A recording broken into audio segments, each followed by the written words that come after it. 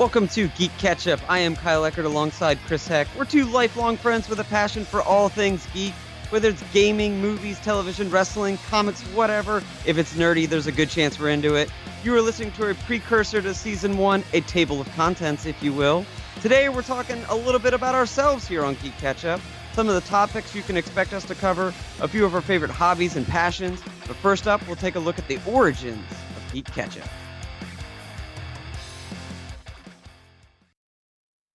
All right, so we're going to kick it old school style, take it back to the 90s when Kyle and I actually first met in elementary school in Central Maryland. Little toddlers. Little toddlers, back in the T-ball days of baseball. Not even coach pitch. Coach pitch. T-ball. And from there, we actually got to hang out here and there as our parents knew each other. But a few short years later, my parents actually bought a townhouse in a small, tight-knit community that would grow to be really the lifebed of what became GeeK KetchUP today. Kyle's dad actually moved in across the street just shortly after my parents did. And from there, the rest was history.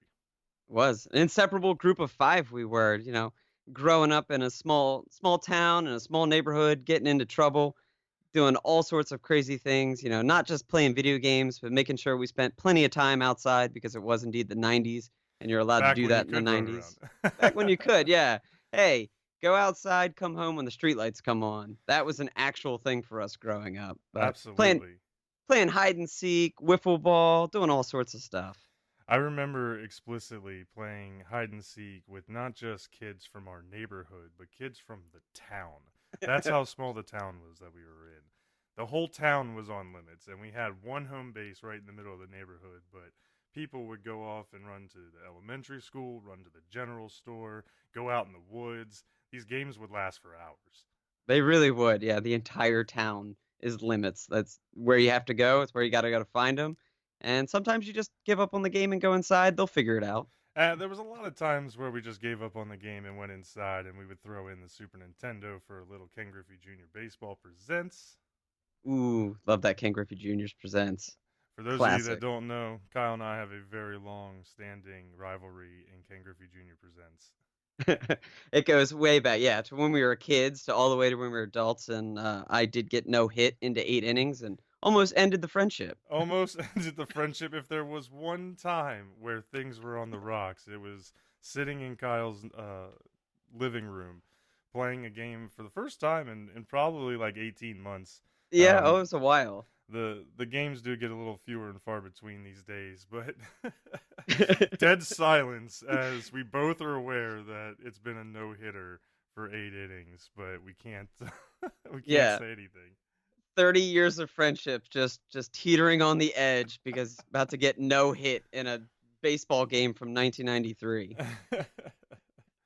But all was saved when you got that hit. I still think I went on to win that game, but you did avoid the no-hitter. It would have been the first time in history that we had a no-hitter in that game. Oh yeah, it definitely would have been, because if it had happened when we were kids, we probably wouldn't have continued to be friends. It would have been a friendship ender. I don't think we ever had any no-hitters in Griffey Ball though. No, we definitely did not have any no-hitters in Griffey Ball. That was a slugfest right there. The Griffey Ball days. For those of you that don't remember, Pizza Hut back in the day used to give out foam bats and foam balls as promotional items when you came in and bought a specific type of pizza. Some of the greatest toys of our childhood. Oh, man, they were amazing. And every bat and every ball was stylized from a famous baseball player from the early 90s. And you had them all. And I had them all. It was our purpose in my house. We were a big baseball family. We wanted to eat Pizza Hut and collect all those bats. And by God, we did. I remember it was the Big Hurt, Frank Thomas. Big Hurt, Jeff Bagwell. Of course, yeah. Ken Griffey Jr. Yes, and then the last one, do you remember? It was purple, and Mike it was short. No, it was Mo Vaughn.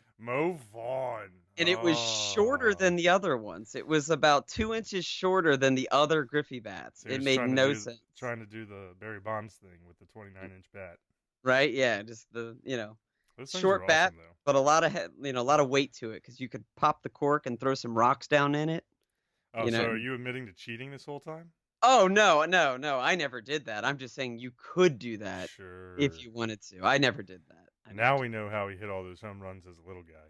Yeah, that's where all the power comes from. It's like, never makes sense. Why is Kyle hitting all these home runs? He's the smallest guy out there. Like, gosh, corking the bat with rocks I found from the creek. Now it all makes sense why the Movon bat was so heavy. Right? There you go. There you go. But it wasn't just sports, indeed. We were into wrestling and comics and television shows. Tons of Uh, wrestling. Tons and tons of wrestling. We were super into WWE back in the 90s and the Attitude WCW. Era. WCW a little bit. I will admit I was never a full-blown WCW guy. I was a WWE homer, and I stuck to that. You dabbled with the NWO a little bit in the WCW. Dabbled, but I was also primarily a WWE guy at the time. We Yeah. were sucked into The Rock and Stone Cold, and obviously The Undertaker. Yeah, it's the hottest wrestling has ever been in the history of that sport or entertainment, whatever you want to call it. But it was the hottest it's ever been, so of course we got sucked into Austin and The Rock and Triple H and DX. Well, and much to the chagrin of our parents and some medical bills later and damage to Butch Eckerd's townhouse, but we formed our own wrestling organization known as MTW, or Mountain Terrace Wrestling.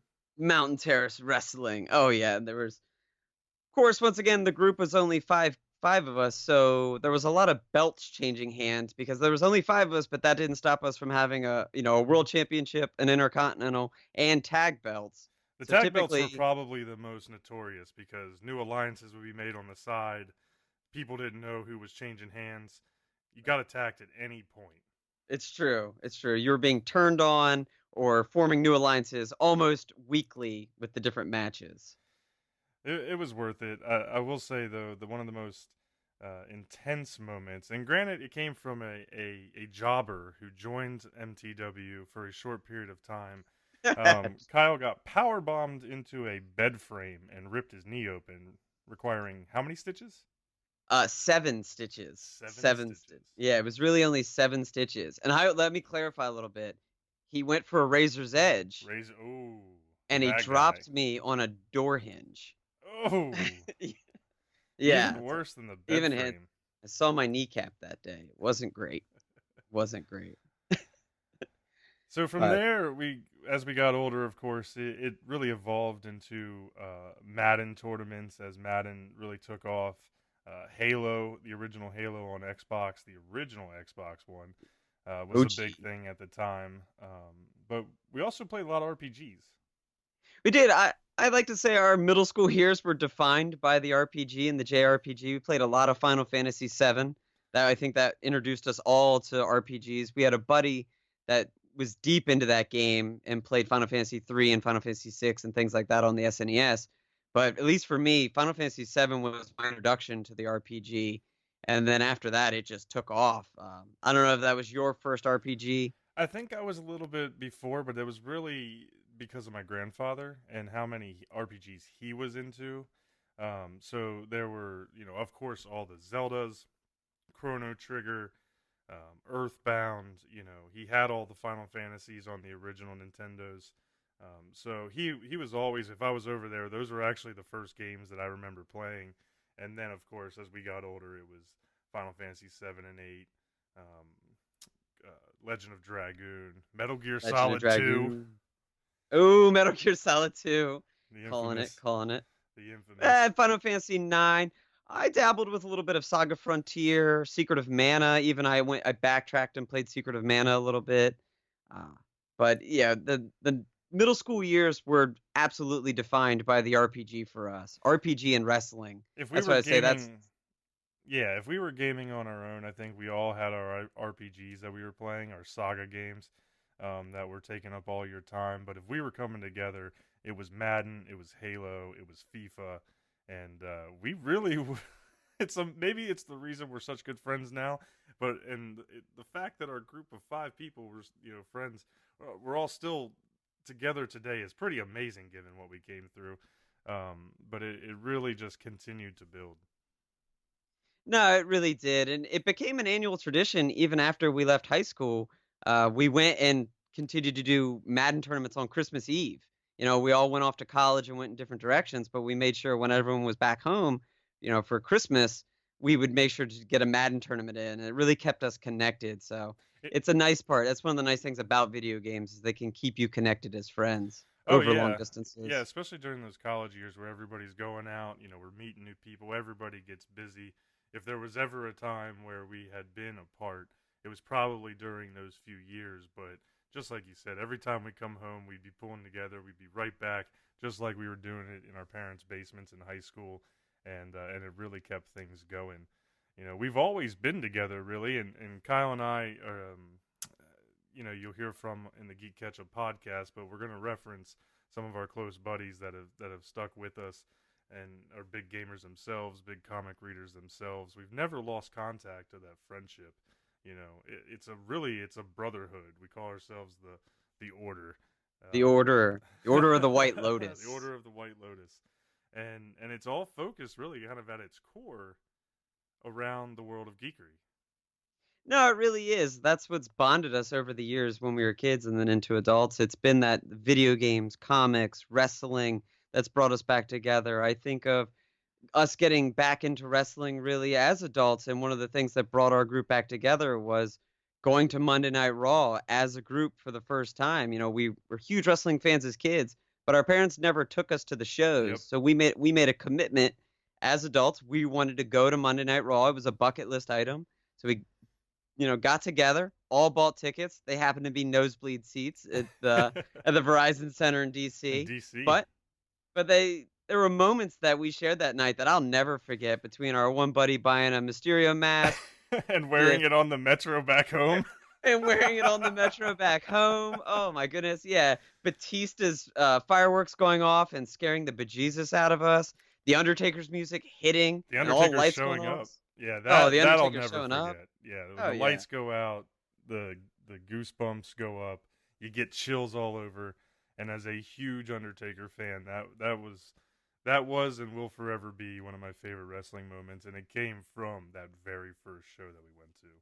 Oh yeah, absolutely. And then from there, Chris and I made sure that we attended a few NXT house shows and some WWE house shows. We very recently got to go to Clash of Champions, which was at least my first pay-per-view, Yep. which was pretty cool to see in person.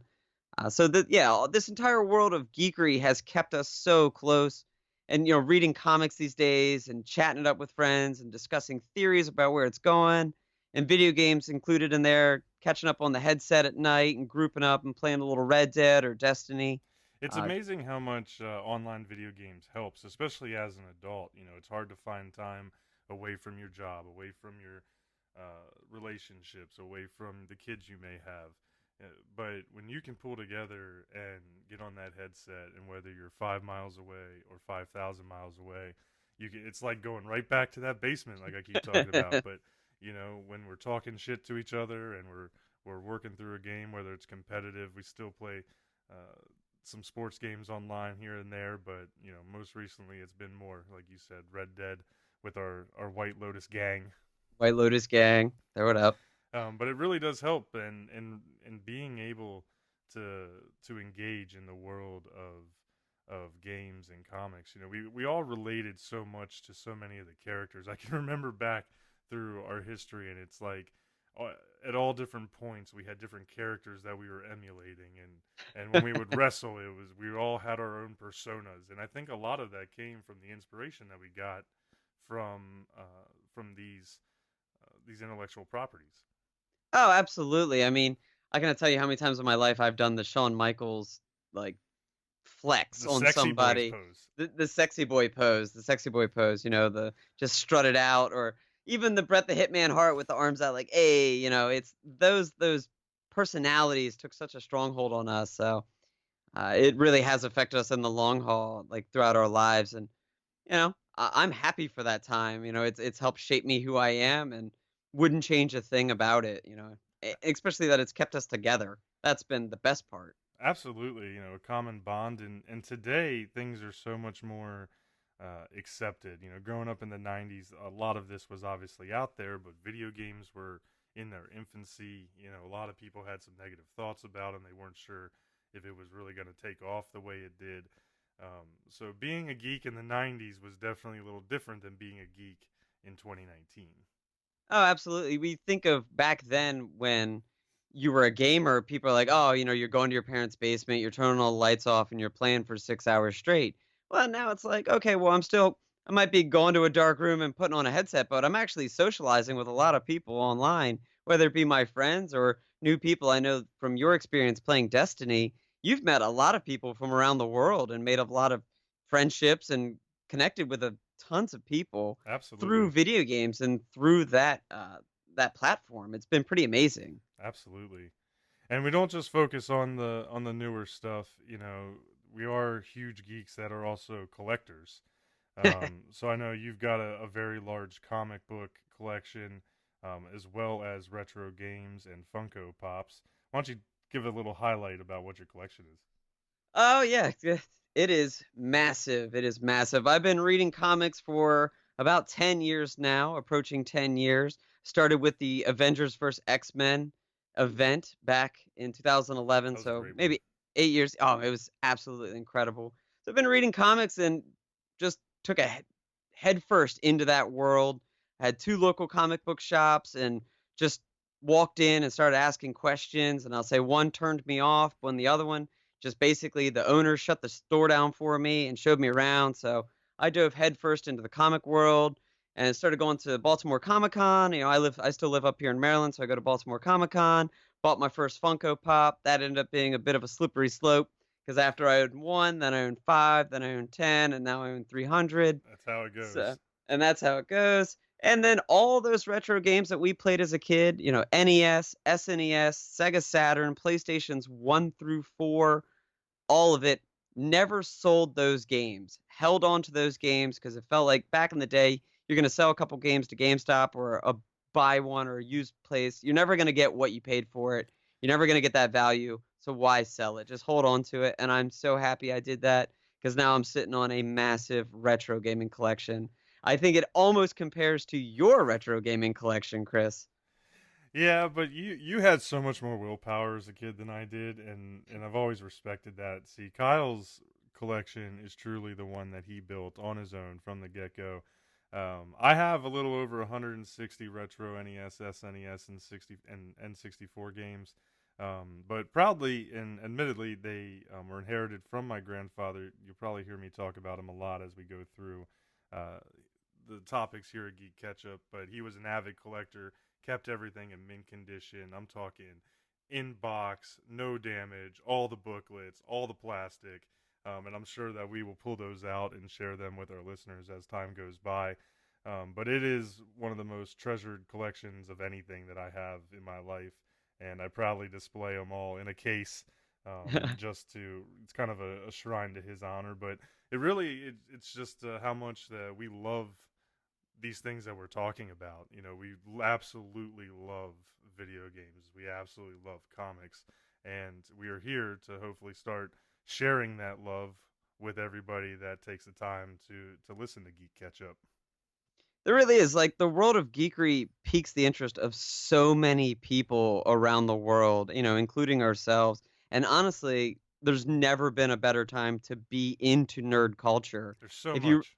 There's so much going on. If you look at the landscape of everything, the movies that are coming out have never been better between the Marvel movies, even some of the DC movies have been pretty good. There's Some of comic book movies, some of them, some of them. them. Star Wars is, huge right now. Lord of the Rings is about to get its own television show. I'm excited On for top, that. following up a ton of movies that just came out.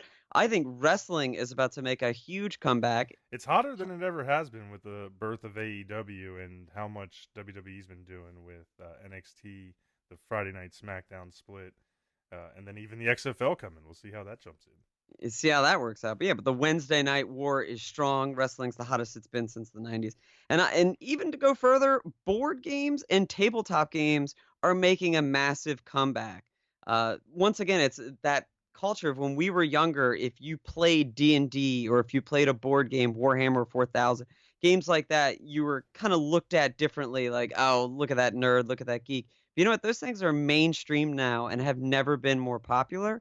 So we'll be diving into that. And that's really this podcast allows us to go next level with our interest and to reach new people and to learn more things about geek culture. as someone that truly believes this, you never stop learning. Whether you're a kid or an adult, you never stop learning. So if you engage your interest and just learn more about it, you only become more passionate and a better person for it. Absolutely, I couldn't agree more, and that is absolutely the heart and soul of what we're going to try and do here at GeeK KetchUp is take the things that we love the most and bring them to folks that are just like us, whether you're similar age to us, have families, don't have families, young, old, whatever. We are going to be here talking about comics, video games, old and new, movies, TV, pro wrestling, music. Nothing in the outside of the world of geek culture is off limits here. And I think that I'm most excited too to embrace some things in the world of geekery that I haven't embraced as much in the past. So reading more comics, reading more stories, maybe playing different types of games than what I typically do. And then maybe we'll take some suggestions from the listeners and see if they challenge us to do some things that they love but we haven't even heard of yet. Oh, I would absolutely love that. And any opportunity to dip back into those retro games, new styles that I haven't played and I haven't exposed myself to. For a long time, I was a sports game, fighting game, couple RPGs dabbled in there. I would love to expand my repertoire and really see what else is out there, both new and old. But if you could send them home with one thing, as we start to wrap up here, Chris, what is one thing you would like to share with our listeners? Well, it's a little outside the world of geekery, but it is something that I love absolutely, and I would be remiss if I did not give a shout out to the Washington Nationals. I'm a huge Washington Nationals fan. The Nats are in the World Series. Game 1 is going on as we speak, as we cut this episode. I do not have it on right now, but you can be sure that as soon as I'm done, we will be turning that on and watching, hopefully, a Nationals victory in Houston.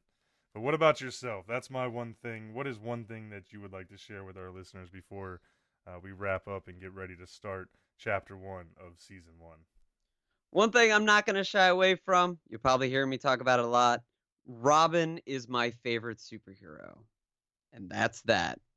Probably discuss which Robin, which era at a different time. But for right now, Robin is my favorite superhero. And that's what you need to know.